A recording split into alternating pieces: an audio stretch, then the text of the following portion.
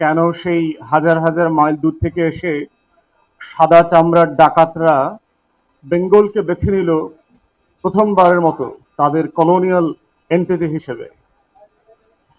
1600-এ আপনারা জানেন যে ইস্ট ইন্ডিয়া কোম্পানির কথা এখানে মাসুম ভাইয়ের প্রবন্ধে আলমগীর ভাই সবাই বলেছেন, আপা বলেছেন যে কেন 1600 সালে লন্ডন স্টক এক্সচেঞ্জে ইস্ট ইন্ডিয়া কোম্পানি নামে একটা কোম্পানি তৈরি হয়েছে এবং শুধুমাত্র আপনার ইংল্যান্ডে হয় নাই, আপনার একই নামে ডাচ ইস্ট ইন্ডিয়ান কোম্পানি ছিল, পর্তুগিজ ইস্ট ইন্ডিয়ান কোম্পানি ছিল, ফ্রেঞ্চ ছিল, ওয়াই।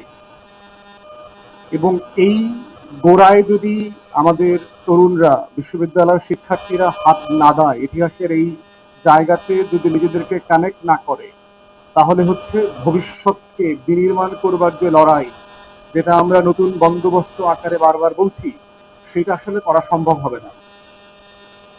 1600-এ পৃথিবী যে অর্থনীতি ছিল সারা দুনিয়ার, সেই অর্থনীতির ক্লোজ টু 30%, 30% মতো জিডিপি উৎপাদন করত আমার এই বাংলা। এই বাংলা মানতে শুধু আজকের বাংলাদেশ না, পশ্চিম বাংলা, আসাম, এগুলো সব মিলায় যে সুবা বাংলা যেটাকে বলা হয়, হিস্টোরিক বেঙ্গল।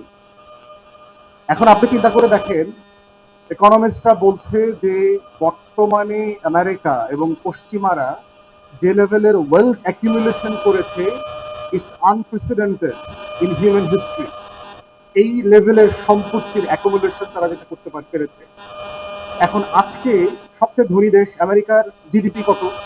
গ্লোবাল জিডিপির জায়গায় যদি ধরেন 21-22%।